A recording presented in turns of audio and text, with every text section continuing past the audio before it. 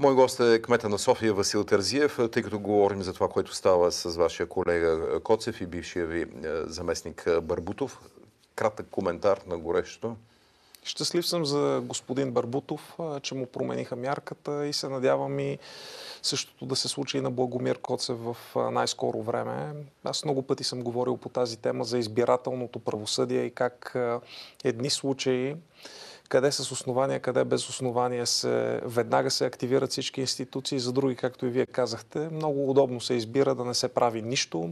Така са и много сигнали, които ние сме подавали към прокуратурата за различни теми. Какво стана с делото, къде е за избора на кмет? Бързото дело ли? Дето трябваше да го приключат няколко месеца след изборите. Добре ще вие да ме подсещате от време на време. Аз си гледам ежедневните предизвикателства. И не, сериозно, къде е то? Наистина не мога да ви кажа. Не знам дали е в вас или го свалиха на по-долна инстанция отново. Смятате ли, че, тъй като виждаме, че все пак Темида бива използвана, смятате ли, че изобщо на вас оказва ли ви влияние това, че там някъде нещо... Не, аз много пъти съм казвал, че отдавна съм го забравил и въобще не ми оказва никакво влияние на решенията. Старая се да взимам принципни решения. Както виждате, имаме си доста предизвикателства ежедневно. Като буклука. Това дело е последното нещо, за което се сещам. Какви са изводите, но преди това какво е положението? Вие бяхте обещали администрацията ви, че до края на тази седмица че ще се нормализират нещата в Люлин и в Красно село. Има значително подобрение. Всеки ден се включва нова техника, доброволци, допълнително ресурс, така че съм убеден, че все повече с всеки един ден ситуацията ще се променя към по-добро. Ако погледнем към принципите на възникването на този проблем, меко казано, там има, разбира се, и влиянието на Таки и на андерграунда, но какъв е извода за вас по отношение на това как трябва да бъдат обявени поръчките, как трябва да бъдат заменени фирмите изобщо, защото Бонев беше на вашето място и той каза, Борис Бонев, той каза, трябва да се канят големи фирми, за да общо взето с две думи, мафията да не си позволява да атакува. На теория така. На практика е малко по-различно и ние сме говорили с много големи фирми, международни, от различни държави и отговорът беше, не ни интересувате като пазар, тъй като при вас няма работещо правосъдие, посяга се на чужди бизнеси, няма система, която да гарантира нашият интерес, за да направим ние необходимите дългосрочни инвестиции. И затова единствените чуждестранни фирми, които се появиха, бяха двете турски фирми. Знаете историята, какво се случи с тях. Те окончателно така, ли си тръгнаха? Не. Едната не си е тръгнала, тя няма лиценз и още не знае защо я взет, което е поредния абсурд. МОСВ издава лиценз и си го взима, защото те са допуснали някакви грешки в самия процес. Тоест ти наказваш участника заради твои грешки, което отново ни показва как се случват нещата при нас. Какво искате? Той на украинеца във Варна, ДАНС го изгони, пък след това го върна. Това по... Случайности. Да. Другата фирма все още е тук. Просто, за съжаление, избра да не си отвори ценовата оферта за точно тази критична позиция Люлин и Красно село, която в момента предизвика кризата. И заради запалените камиони. Това може би е свързано, но това трябва едни други органи да се събудят от зимен сън и доста по-активно да разследват и да кажат какво се е случило и да държат обществото информирано. Обаче в кризисна е ситуацията в момента, защото трябва да бъдат сменени другите фирми. Оглеждате ли се и за кого? Защото общо взето, вие бяхте казали, че искате да размените в годините изтичането на срока на договорите, но към кого са, какви оферти? Кой е готов да дойде в София? Предстои да минем към процес на директно договаряне, да говорим с широк кръг от фирми за всяка една от позициите и да решим този проблем в идните седмици. Български и чужди? Български, чужди, всички, които биха имали интерес.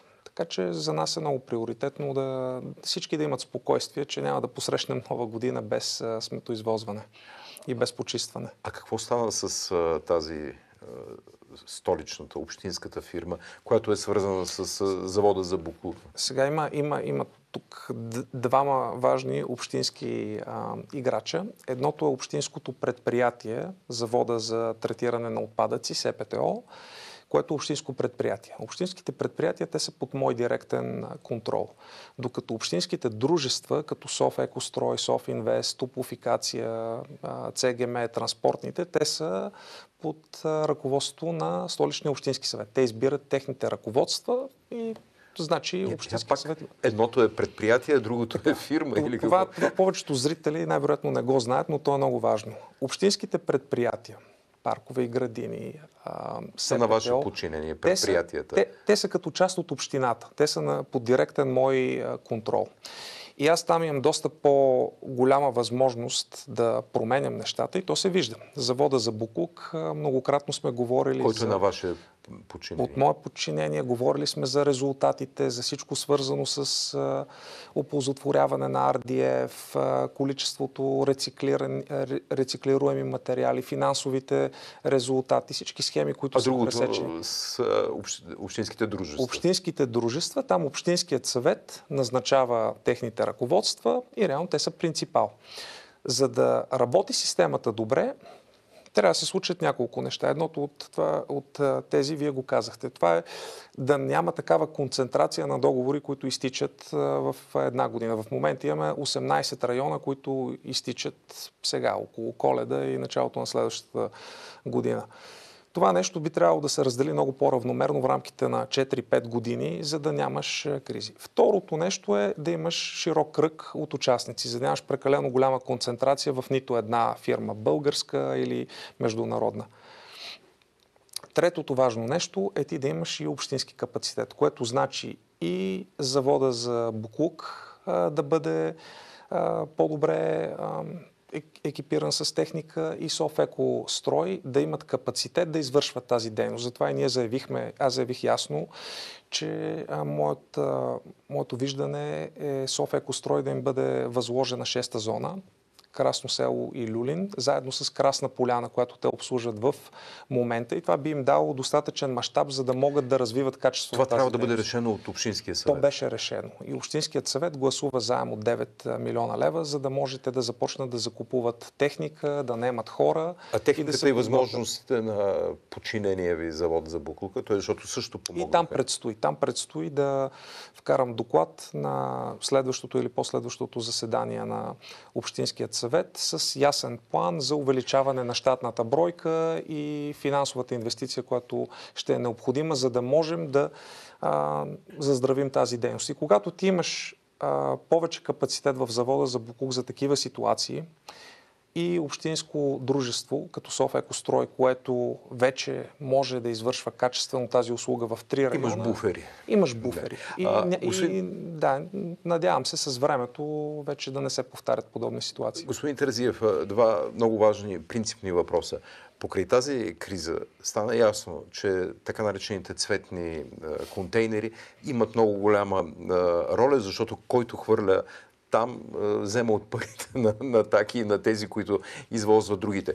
Но всъщност има ли яснота? Вие искате ли в София да бъде възприят този принцип замърсяващия плаща? Защото в цяла България това се говори от десетки години. Ние дали искаме или не искаме, то е въпрос на време. Въпрос дали ще се случи на 1 януари тази 2026 или ще бъде пак отложено в времето, тъй като това е може би преобладаващото мнение на общините, че трябва да се отложи и да се даде един такъв буферен период. Това от години е така, а има и процедура на Еврокомисията.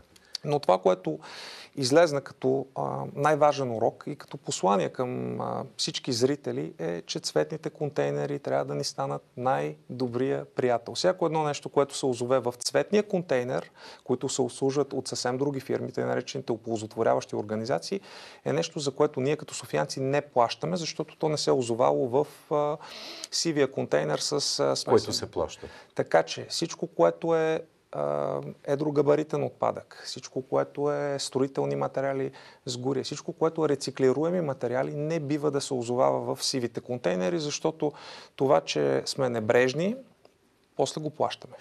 И тук е важно да заявя един друг приоритет за общината. Това е, ние се борим да можем да извършваме тази дейност и да ни бъде заплащано за целта. Тоест, Столична община, наравно с Екопак, Екобулпак и всеки друг, да може да извършва тази дейност и то при доста ясен финансов стимул да го прави. Така че и по тази линия е важно да имаме капацитет в СПТО и в Софекострой. Не знам дали сте слушал, на вашето място беше бившия екоминистър Борислав Сандов. Той каза, че е имал почти завършена процедура и мерки по тази тема за разделното събиране, но няма голяма чуваемост с вашата администрация, с заместник кметицата по екологията, ако не се лъжа. Не знам за каква чуваемост. Проверете. Това за нас е изключително важно. Там по-скоро проблемът не е при нас, но искам да благодаря на всички доброволци, да използвам случая на всичките доброволци, на всички организации, които помогнаха на общините,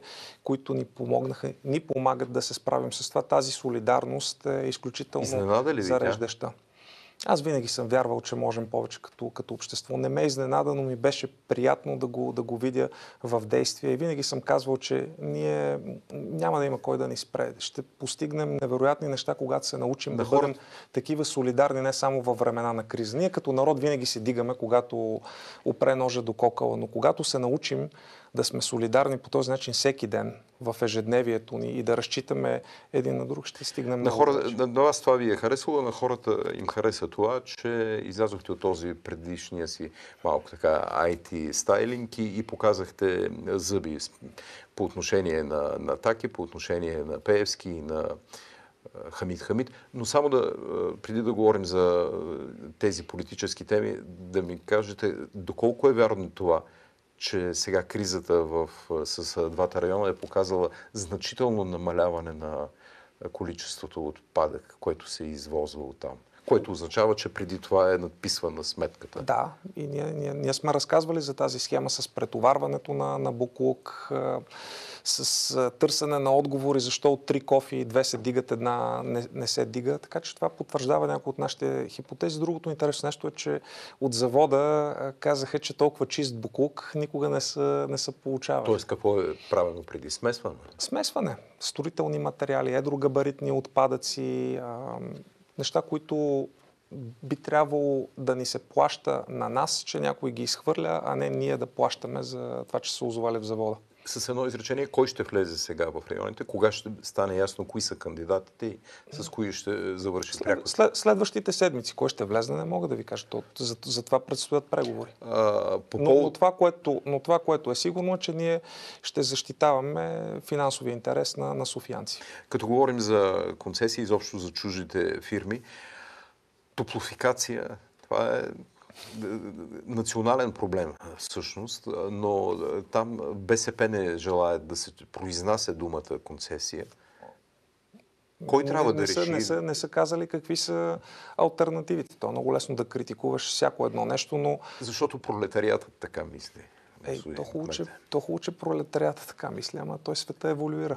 И се вижда, че концесиите работят много добре. Въобще публично-частните партньорства са изключително добър инструмент, но трябва ти като собственик, като принципал да си свършиш работата и да дадеш ясна рамка, в която да се постигнат целите, които ти залагаш. Принципалът е Общинския съвет. Принципалът е Общинският съвет, но това нещо е толкова голямо, че трябва общо взето добър синхрон между моята администрация, между Общинския съвет, държава, тъй като всеки един път предполага активен диалог с държавата, за да се преструктурира дълга и да се преосмисли регулаторната рамка. Защо ви атакуваха Хамид и Пеевски?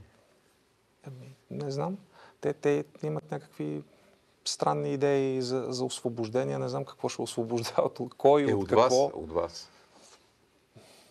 Може би ги дразни, че още не съм отишъл при флага, при герба, но това, което мен ме ядосва, е точно този подход на правене на политика, където ти наказваш 1,5-2 човека заради някакви твои политически хватки. И добър пример е това, което се случва с програмата за подкрепа на инфраструктурните проекти на общините. Където първо, че заделиха ресурс, колкото за Пловдив, Варна, Бургас. 2 пъти повече, отколкото да кажем Пазарджик или Кюстендил. Сами разбирате, че това е несъразмерно спрямо какво София е като население, какво допринася към икономиката. Да кажем, окей, съгласихме се с това нещо. Подадохме проекти за над 200 милиона. Имаме подписани споразумения за 150-160. Тази година до момента имаме разплатени 240 хиляди. Защото не сте под герба. Това е ясно. По принцип, официалният отговор е, че нещо не знаем как да си подадем документите, което да кажем, че е странно как можем да подадем всички други документи по всички други програми, да си получаваме плащанията и точно по тази програма ние не можем, а общини с по 10-15 хиляди жители са успели да си подадат документите и да получат разплащания за 10-15 милиона. А ние столицата за 240 хиляди лева. Получавали ли сте нишан от ДПС новото начало? Да си говорим? Не. Не. Мен явно са ме преценили отдавна, че не ставам за Черния познавате ли? Защото той е така известният брокер. Нито с Красьо Черния, нито с Орлин Алексиев, нито с господин Пеевски, нито с господин Борисов не съм се виждал за тези 2 години близо вече от управлението. Как слагате на Борисов и на Пеевски господин, на другите двама не. Но това... Добре, и за тях да добавя господин. Добре. Големия проблем е само с 2 думи да кажете наистина кой е истинският Терзиев. Този, който си показа зъбите, когато беше настъпен, или този, който не искаше да атакува наследството на Фандакуа. Защото сега плащате това, че вие може би тогава не казахте има такива договори. Дори Борисов ви казва Терзиев плаща на мафията. Те толкова глупости се изговориха, включително и откровени лъжи, последната от която беше Делян Добрев, дето словоблудстваше от трибуната на парламента, но него това му е... И пак нещо, че съм отклонявал средства. Не си спомням какво беше, но ми беше направило впечатление, че поредното негово такова изказване, дали е за моста на България, където пак се видя как стоят... Кой мост? Този за детелината, където беше големият проблем, където получихме какви ли не критики, че не сме знаели чия собственост е, защо не сме го укрепвали и тем подобни. Имаше решение на вас, изясни се чия е собствеността, че е на АПИ, че те трябва да си го оправят, че ние сме направили всичко необходимо, но тези хора никога не ги е интересувала истината. Така че кой е истинският Терзиев? Аз не мисля, че съм се променил. Това, което се е променило е, че някои от проблемите ни дадоха по-голяма, така да се каже, трибуна, за да ги видят повече хора. От ден едно те са едни и същи. Ние винаги сме се старали, колкото и да ни е било трудно понякога, да имаме институционален подход. Т.е. да уважаваме другите институции, да не персонализираме проблемите, да гледаме по-скоро какво трябва да направим, за да върви този град напред, а не само да се омотаем във всичко, което е било не е било наред преди. Ние сме пращали сигнали до прокуратурата, ние сме говорили за много теми, но някакси те винаги не се оказват толкова интересни, че да заслужават разговора в публичното пространство. Тогава какъв е извода ви? Какво бихте променил в поведението си? Значи трябва ли да бъдете брутално настъпен, за да реагира? Не би трябвало. Аз просто вярвам, че политиката трябва да бъде доста по-съзидателно занимание. Добре. Конкретно, извинявайте, много малко време ни остава. Ето е тази снимка, която отново показва е символа на голямо обществено напрежение. Това е един проект на Артекс, само че е в младост и е чудовищен. И е много интересно това, което поне прочетох, че те предлагат 2 етажа, един за поликлиника, един за детска градина, за да бъде вдигнат от... А в същото време, пак във Фейсбук, не знам дали виждате какво пишат хората, които не могат да излязат от паркинга на Мол Парадайс, нали, където пък искаха да направят и тази кула. Какво става? първо с този проект и изобщо с апетитите? Този проект, доколкото съм в течение, трябва да отида на експертен съвет, където да бъде обсъден и да бъдат изразени мнения. Големият проблем е, че нас много неща не ни харесват, но опира до това какви са текущите закони. И ти имаш избор. Или да ги следваш, колкото и да смяташ, че имат нужда от поправка, или да не ги следваш. Проблемът с това да не ги следваш е, че идва сметката с доста големи лихви след това и общината бива осъдена за пропуснати ползи и това нещо излиза от нашия джоб. Тоест, когато ти нямаш правно основание да откажеш някои неща, следва това, че ние ще платим след време тази сметка. Тоест, то не е това, че си го спрял с различни административни хватки, не променя това, че то е законно. Че то е законно. И затова ние в такива случаи се стремим да имаме разговори с инвеститорите и да говорим точно по тези теми. Социална инфраструктура при по-големите проекти да се направи, озеленяване да се направи като хората, да се помисли за хората от квартала, които ще са засегнати, да се намалят параметри. И това е дало резултат с по-разумните хора, които виждат смисъл да направят нещо, което е и по-естетически издържано, и по-приемливо за цялата общност, и направено като хората и със смисъл за бъдещето. И техните клиенти и те го оценяват. Но, за съжаление, ни чакат дълги дискусии за това какво трябва да се промени в законодателство, ЗУТ, ЗУСО и редица други актове, като това е един от големите проблеми на София, че е презастроена.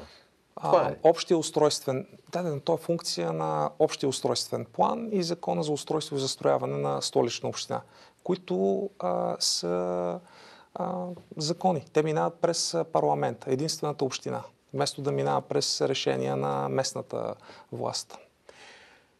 Тоест, какво се оказва? Че някои неизвестни вече на публиката депутати са виновни за задръстванията, за липсите на детски градини, защото няма какво да се говорим. Сега, ако дадат един етаж за детска градина, нищо няма да се промени, нали? Както няма да се промени, ако засадят 2 дръвчета срещу Златен век. То е дълъг процес на промяна и това, което ние виждаме и не ни харесва в момента, то е генезиса му е преди 10, 15, 20 години. И затова всичко, което се поправя в момента, ще има резултат след 4, 5, 10 години. Тоест не може да се дръпне внезапната спирачка, да се натисне бутона.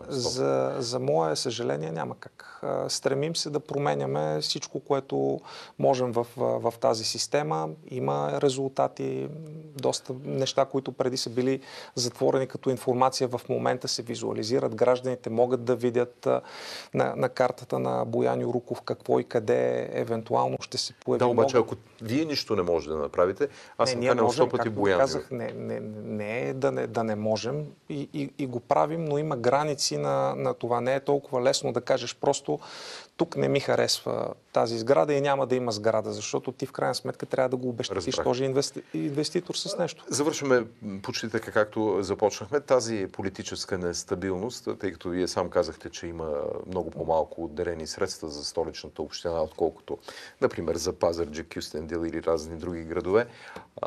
Притеснява ли ви? Изобщо, ако трябва да оставите сакото на кмета и да говорите по риза за политиката? Няма място за притеснение. Ние сме бойци. Научили сме се да се борим с предизвикателствата и да оцеляваме в средата такава каквато е. Така че ние мислим в момента по какъв друг начин да ги реализираме, но работата за града няма да спре. Едно от нещата, които се виждате, колко по-голямо е изпълнението на капиталовата програма тази година, нещо, което аз казах, че ми е цел. Радвам се да го видя постигнато. Тоест, доста по-добре се справяме с планирането. Какво разбирате, например?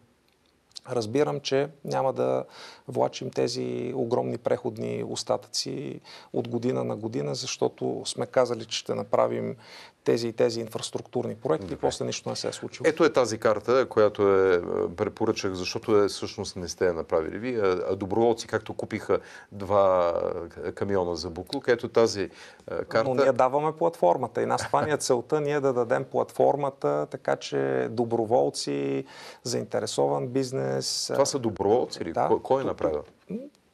на базата на нашите данни е на организация. И ние за това работим толкова усилено върху платформата за градски данни, за да може подобна информация да бъде отворена. И който има интерес да я анализира, да изгражда услуги върху тези градски данни, да може да го направи. Много благодаря. Васил Терзиев, кмета на София. Продължавам с енергийния експерт Симеон Белорешки. Преди това реклама.